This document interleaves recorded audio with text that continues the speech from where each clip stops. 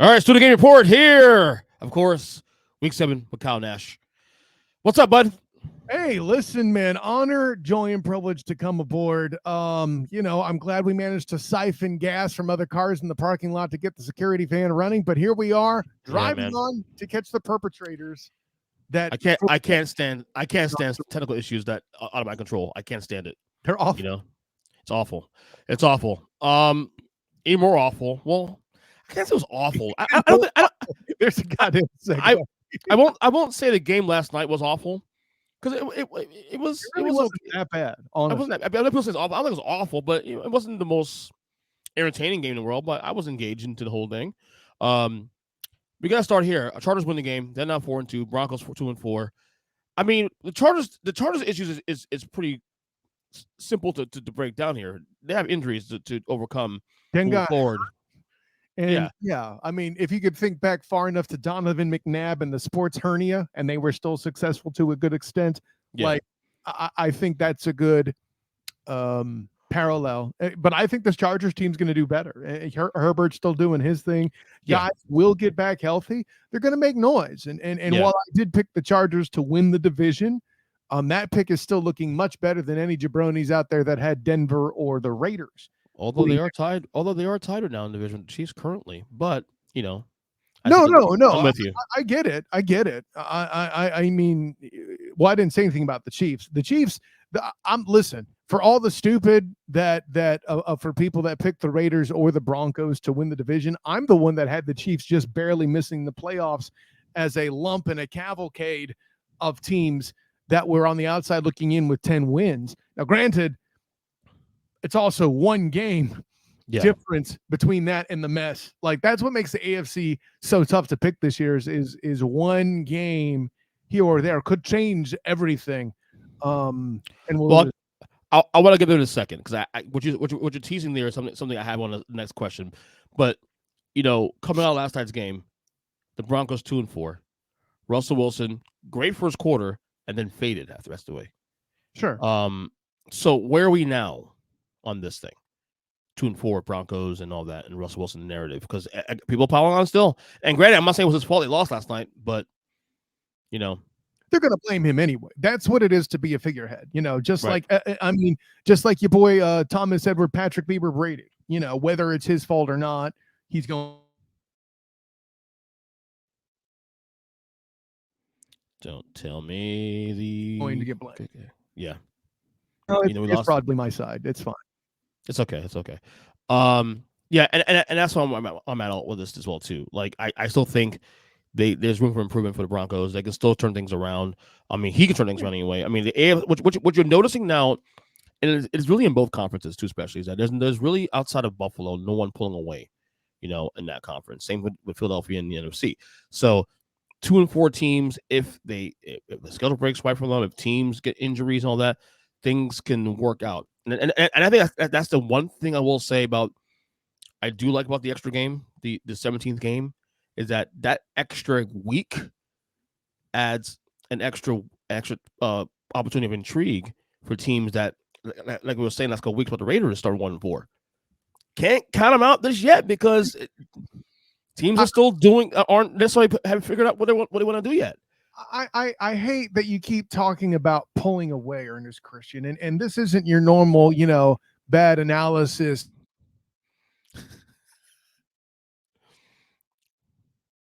Get your internet again.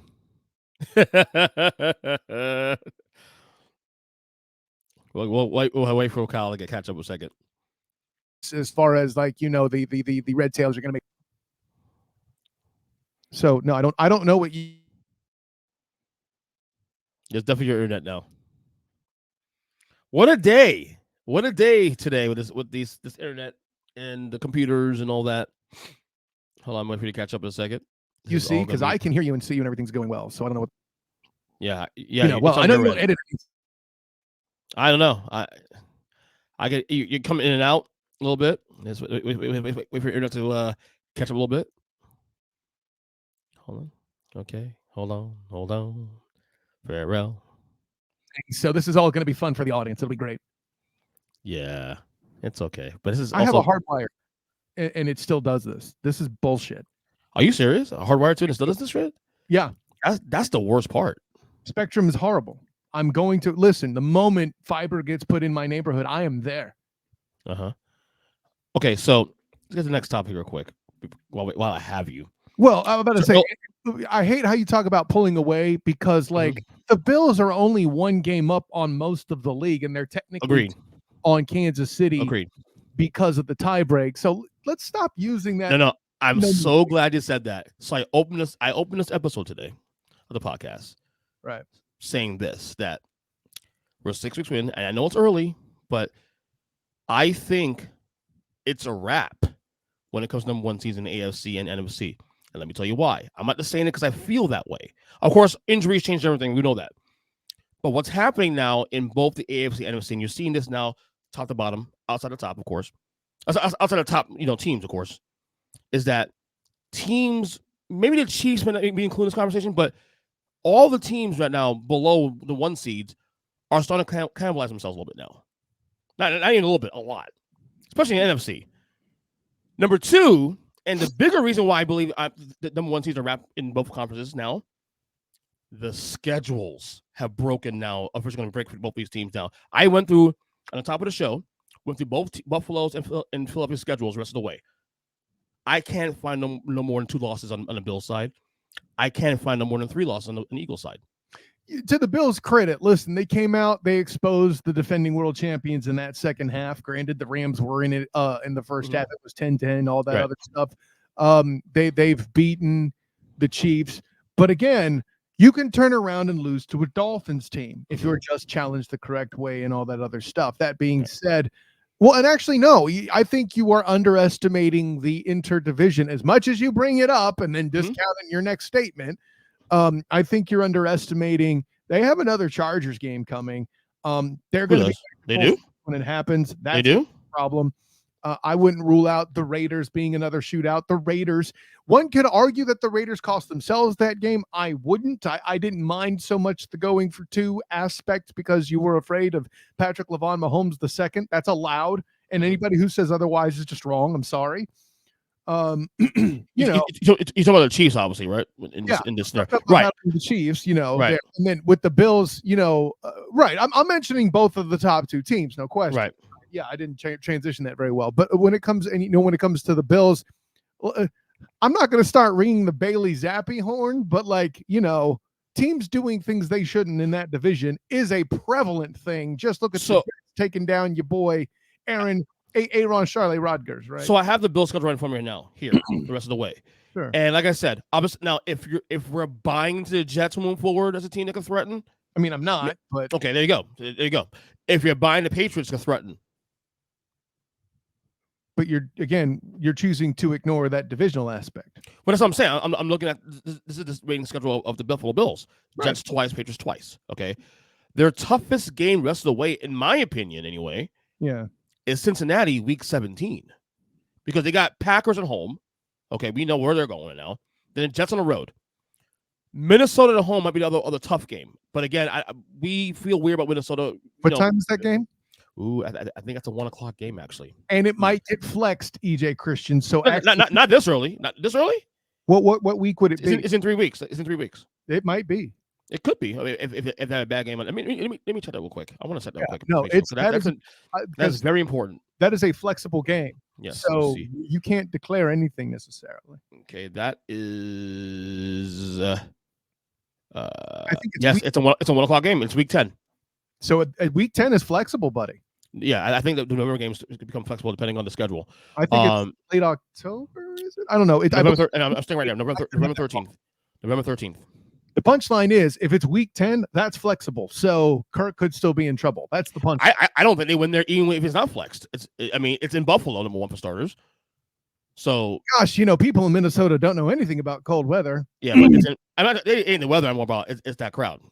It's that damn crowd. Listen, they're certainly far more passionate than your typical Viking fan whose version of a cheer is a sitting jumping. I think my larger point is this though, is that you look at the Bills schedule. I can't find no more than 2 legitimate losses on the schedule going forward. Yeah, no, and I get your point. That's the advantage to drawing, a weaker NFC division on your schedule. AFC North, NFC North rather. Yeah. On the Eagles end, same situation here too. Now there is one swing I'm going to tell you that might make me a little bit intrigued. So the Eagles have the Steelers, at the Texans, Commanders, at Colts. Could be weird. We'll see if the Colts can continue what they're doing here last couple of weeks. I doubt it. Going. Then you got Green Bay at home, Tennessee at home, at the Giants. Here's a swing here I'm a little concerned about. Right. Next three, which is week 15, 14, 15, 16, all on the road, 3 in a row. At Giants, at Bears, at Cowboys. Okay. So that's a weird swing there. If you're going to have a swing of road games, it should be against teams that are all either weak or underperforming, which, say what you will about your alleged coach of the year. Here's a hint. He's still not. The Giants have not done well in early divisional play so far. Granted, they've only played one game, but I'm not intimidated by that, to your point. And we've had this conversation about the schedule continuing to get weaker. The only reason I believe they'll drop a game is this is not the kind of a team that just they don't have the intimidating makeup of an undefeated team, but that could be why it works. Oh, they ain't going unbeaten. But I think that one seed though, and I think on the Philly wing of it now is more so the environment. Well, they'll get it, the one seed, because the rest of the NFC, while Minnesota is only a game back, technically a 2 because they lost to Philly already. The one lost against Philadelphia. Correct. Everybody else is locked into cannibalism right now. Bucks, Rams, all those teams. And if that's going to be what we're going to see moving forward, then Philly will just cakewalk to the number 1 seed just because of environment alone. Is it cannibalism or is it falling back to earth? But I see what you're meaning. Yeah, I mean, all the disruption we've seen in Tampa regarding the offensive line is coming to roost.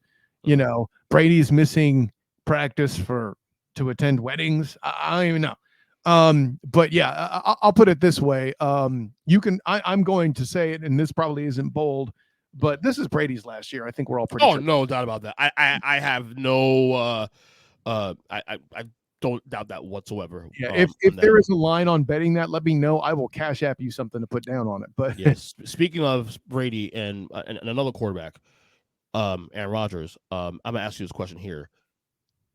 6 weeks in, is it time to write off the Bucs and the Packers as Super Bowl contenders? Yes. Are you both teams? Yes. I already had technically, but heck, to be honest, my Super Bowl contender is falling apart too. So actually, let me put it this way. The answer is probably actually no, because the NFC is that weak, right? We're going to be talking about that. Let's put it in NBA standards, because you're a basketball guy, right? And we talk hoops too on the Student of the Game. And by the way, happy NBA opening day today, buddy. By the way, happy Go Heat Bitch Day is what you. That's right. That's tomorrow. That's tomorrow. That's tomorrow. That's tomorrow. Tomorrow. Excuse me. Sorry, my bad. Totally my bad. I love that it's a thing. That's a thing though, that there is a Go Heat Bitch Day. You damn right it is a Go Heat Bitch Day. They play. That's a bigger fail than you cheering for The Rock as a fan of FSU. But I digress. Hey, we can't get it right. Come on now. Yeah, I listen. It's not abuse, it's Syracuse. Anyways. Oh, I like that. From the hip, son. No, Always from the hip. The way I would compare it is kind of like, we'll take it here. It's not my favorite example, but Jordan's trip to the finals. We all know the real games was them and the Knicks, right? We weren't concerned about who was on the West. Yeah, other than the Suns. Most of the way, yeah. I would say of those 6 finals that he won, I would say maybe the Utah one he gets a pass on, because the Utah was at that point was you're gonna rule legitimate. You're gonna rule out Barkley and the Suns there, really? Well, no, I'm not. This is football pad. I'm not. But what happened? Okay, so quick swerve here. Phoenix went from having the best record in basketball that year, okay, at 62-20 for the record, I know by heart, to nearly losing the first round to the Lakers, 8 seed Lakers, okay, then nearly losing to Seattle in second. The fact that they came back to win 3 straight down to should tell you that they just didn't give a damn yet. Like I'm a Barkley guy. And Exel were the guys, and Barkley said, "This is terrible," and basically took it all on his back, right? They struggle more in the playoffs than they're probably supposed to, but I get it. And not only that, when Phoenix caught Jordan at the worst time, because to me, those 3 and I said this on the podcast 2 years ago when we were doing the Last Dance documentary, the peak of Michael Jordan's career was those 3 weeks. When from Game 3 against New York in the conference finals, all the way through that NBA finals against Phoenix through Game 6. Sure. He was never better in his career than he was those 3 weeks. And they still needed Paxson for 3 to close. Yeah. Well, right, to Game 6, yeah. By the way, Game 6. Yeah, because that doesn't matter. Tool. I mean, Phoenix was the favorite in the series. No, I was a Suns fan back then, so I was too. But Because of Barkley. No, okay, you're a Suns fan now, and a Bulls fan, and a Bucks fan, and no, I love Barkley. You know that second favorite player of all time behind Magic Johnson. Come on, yeah, but your fanhood is terrible. Anyways, God, but I say all the above to say this: Jordan having a tougher time in his side of the bracket than in the finals is a typical thing, and I think that's what we're going to see this year. Who cares who comes out of the NBA West? Jordan's going to kill him. Who cares who comes out of the NFC, the Bills or the Chiefs? It's their game to lose. Yes. If we all predict well. But let's say it's not the Bills or the Chiefs. Whoever's behind them. You think the NFC can beat Baltimore? I don't. You think the NFC, I don't know. Who's the other trendy AFC team to crown way too soon? AFC or NFC? I said AFC because we had you on your top. That's it. It's just 2 teams. I mean, the Chargers. Pump the brakes, Chief Ola. Like, you had 4 teams in the top. No, you didn't. I'm sorry. It was 3 of the 4 top teams in your top 10 last week were AFC, right? So yeah, I have the top 3 teams already. Right. There you go. I forgot about the Eagles in there. That was my fault. So punchline is, regardless of whoever in the first 4 top teams, there's 3 AFC teams. That should tell you everything you need to know about the NFL in a nutshell. And then the next team that's there that you had at number 5, which you were incredibly wrong about, and I dunked on you repeatedly on the podcast. You mean last week, right? The Falcons. Yes, I mean last week. So do you want to end up losing to the Falcons because I told you, I tried to tell you, but you wouldn't listen. There you go. The Niners don't belong there. So right? do you want to hear the rankings now? Do you want to hear the new rankings on Huddle Up Podcast tonight? Well, no, I'll wait for the Huddle Up Podcast because I do have to go and represent the Jaguars on the Play Callers podcast. But I'll be back early in time to field these, I believe. So you'll wait till tonight to hear the rankings. I will. Or you listen to this podcast after I put it up to publish. And I already put it out. I already know your 49ers will be on the top 10 because just too many things happen this week for you to punish them appropriately. That I will give you credit for. But they ain't much shifts in it. I'm gonna tell you right now, they ain't much shifts this week. The 49ers will be in the top 10. Let me say this so much. We got 1 new team in the top 10, 1 new team in the top 5, and a little bit of minor adjusting. That is it. Right. Very minor adjusting. Your 49ers will be at 7. That's my prediction. We'll move on. No. Higher. Lower than that? Okay, cool. No, higher than that. Well, then you're an idiot. But let's move on. Again, we don't need to set the table for your bad. Where should a whole segment. Where should they be? You have a whole segment for that on the Huddle Up Podcast. Let's save it for that if you don't mind. Okay. Do we have a quarterback controversy brewing in New England, in your opinion? Here's a better question. Should they be a quarterback controversy brewing in New England? I'm of the opinion that I like Mac Jones, but Mac Jones didn't do anything in the last year and some odd games to pull away to say that he was the absolute number 1 starter for the Patriots. Yeah, he did, because he won against tougher competition than Bailey Zappi. No offense to Zappi. What he's doing, he's absolutely stupid amazing. The Hilltopper doing things there, is amazing. I am taking nothing from him. Has he won a game against the Buffalo Bills in his career? Say no, EJ Christian. That's what I'm getting at. Like, matter of fact, who has Zappi beaten? Not necessarily the Browns, the Packers. He lost that game to the Packers. Packers, Browns. Who's last week? Right? The Lions, right. Okay. Not great teams. I was impressed that he beat the Browns. Don't get it twisted. But you know what he's supported by? An angry Bill Belichick. And say what you will, angry Bill Belichick, petty Bill Belichick is a thing, and it's a factor. Yep. And he channeled Bill Belichick's petty in winning that football game. Granted, somebody might think that's silly, but I mean that's so. The answer is there should not be a controversy at this time. So the reason why I'm going to say no is it depends on the health of Mac Jones, right? Zappi's done enough to where if I'm going to parallel it right alongside of your boy Riptide Rush there, Cowboys fan, that he's done enough to if Mac Jones isn't right yet, or he isn't 100%, 100.0000%, it makes sense to put Bailey Zappi on Monday night out there against Chicago, does it not? Yeah. That's my point. Now, if you want to call that a controversy, fine. I don't. Now, we start getting into the nitty gritty of it. Mac Jones is cleared 100%. Going into the upcoming contest, which unfortunately I'm not smooth enough to find in time for my preamble here, so I'm gonna stall and flail for a little bit. But yeah, going into the game against the Jets, if Zappi is the one that's starting, that's your controversy.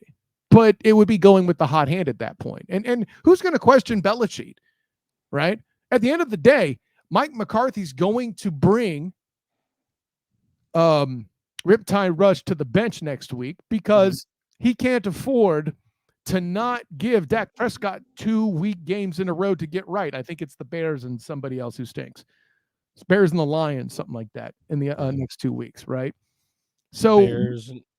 Okay. So when the Cowboys, and more specifically, Dak Prescott put up numbers big against sorry teams, the controversy will go away. So these things will take care of themselves.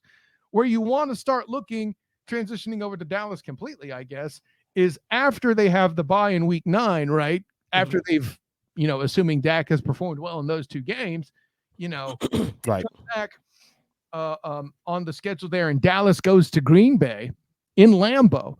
If they blow that game with Dakota Prescott at the helm, they're going to start chirping, especially if the Packers are continuing to struggle, right? Right now, point blank, going into this game, if you saw Cowboys-Packers, the statement would be that the Cowboys have to win that game to be credible in that division to battle the Eagles and remain playoff relevant, right? Mm-hmm. There you go.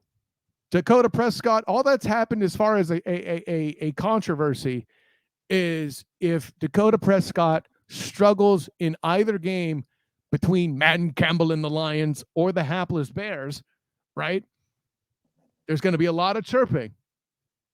And that's what they need to look out for there in Dallas. Right? The Cowboys, I know they lost to Philadelphia on Sunday, but if you're a Cowboy fan, I still feel you should feel kind of good about that loss in the sense that you were down big, came back, made it a game, and we just know who Cooper Rush is. Cooper Rush is who he is. We see that in this game. He has limitations. Yeah. I mean, if you're a Cowboys fan, do you feel like, okay, yeah, maybe we lost the game, but once you get Dak back and things are back in place, is this team going to be one of the better teams to compete for a conference championship? I mean, in the NFC? Missed opportunity by you. Wouldn't you call the Cowboys frisky in that game, especially at the start of the fourth quarter? Yeah, they were literally within reach to taking that lead. You're going to use the word? I'm trying frisky. to say. Frisky. I like it. You want to hear it? No, I mean, I can say Trubisky for Mitch Trubisky and what he did this weekend. But we won't go there. No. I am going to protest you. I'm going to picket against you. It took an injury to a rookie quarterback to get him back on the field. No, there's nothing frisky about that.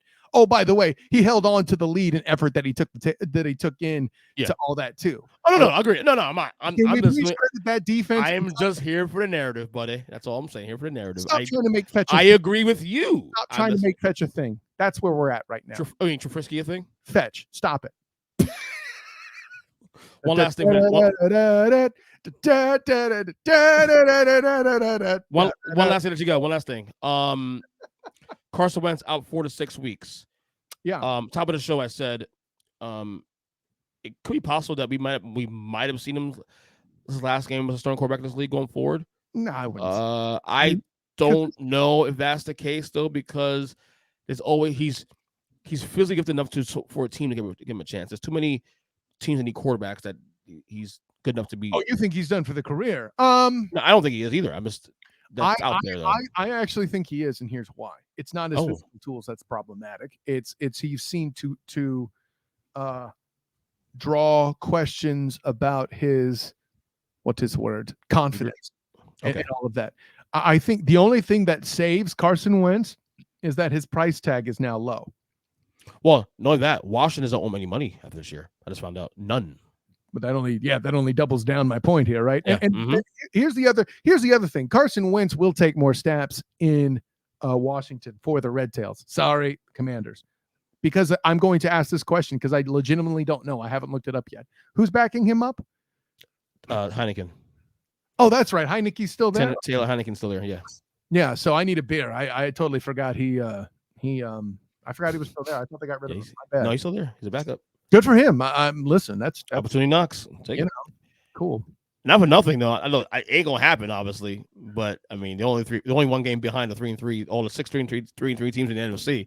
So maybe Heineken will put a spark for the Commanders and keep my playoff pick alive.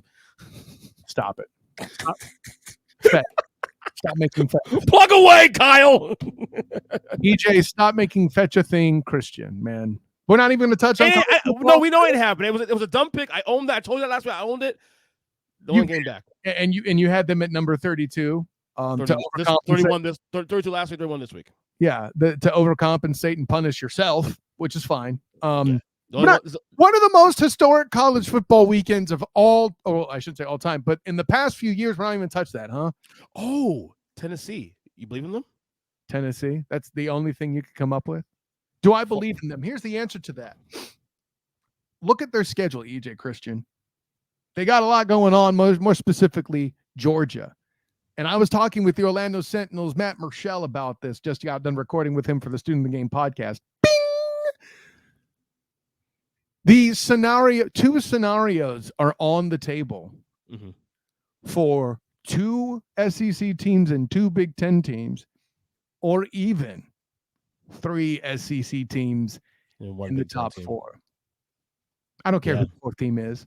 I want to watch the world burn and be angry. The year after they let in a G5, the Empire comes back in. The Empire strikes back. The year after, and Alabama didn't fall that far. They're number 6, so they're within range. Well, and here's the thing, EJ Christian. I'm the one that was banging the table saying Tennessee should be 4th. You remember this. You've heard me. You did say that, yes. Now granted, I was not brave enough to pick them beating Alabama. So, damn it. But, no, if Alabama takes care of business and wins the conference, whew, compelling times, my friend. It's compelling times. I can't wait. And we'll dive more than the whole podcast time, I'm sure. Plug away, Kyle. Stupid Utes. Anyways, of course, I'm Kyle Nash, the Student of the Game. You can find me on Twitter at the SOTG. Find me on Instagram as the same, the SOTG. Find me on Facebook as the Student of the Game. Check out my writings with the 3-point conversion. Of course, EJ Christian's favorite, the Matchup Mania, will drop Wednesday morning.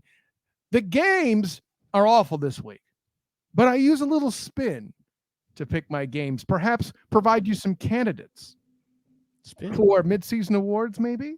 Those might determine my picks. I don't know. Check it out when you read them on the 3pointconversion.com. That's the number 3, not the word 3. Then my work covering UCF football and basketball. EJ Christian, UCF Hoops Media Day is next week, next Wednesday. By the time people are hearing this, it will be the following week, and I will be covering that as well as UCF football for the Black and Gold Banneret. Also, the Big 12 commissioner allegedly going to be in the place. Be interesting to hear about that conversion as the Power 5 takes on UCF and others, including a BYU team that Notre Dame beat. So there's that. Shouts to Jim and Matt. Jim and Matt, yep. DJ, right? Irish fan. And on loan. Yeah, go ahead. yeah. Well, at any rate, you got to listen. As somebody whose ACC team is awful, you got to find another one to cheer for, right? No, not an awful team. It is. It is. Florida's awful. The Florida State's awful. Because they're in the ACC and Syracuse is undefeated in it. By extension, you're awful. Yeah. Riddle me that, buddy. That's woof. Okay. Dino Babers is amazing. Don't get it twisted. No, I'm not twisting it at all. I'm just saying woof. Yeah, that conference. Oof. That's why it's about to not exist. Woof. I don't blame you. That's how quick it disappear. Whoosh. Anyways, also check out my work with Demosthenes Euclid on Hilarity by Default YouTube channel with the required viewing podcast, and of course my work with A7BN Sports, Captain and Company Morning Show, and oldschool101.com with Captain Chris Hill. An honor, joy, and privilege, EJ Christian. In a couple of weeks, we're going to be doing mid-season awards, and I'll have our very own Mikey Byrne. He'll have some hot coverage. The Burn. See what I did there? Yeah, we'll have our grades also to report also in a couple weeks on this show as well too. So be ready for that marathon. Here we go. Wait. Can't wait. Hip baby. Woo! Probably 2 weeks from now. I think so. Either 2 or 3 weeks from now. One of the two. That's the actual midpoint is week 9. Right. Yeah. Exactly. Anyways, brother, honor, joy, and privilege. Class dismissed.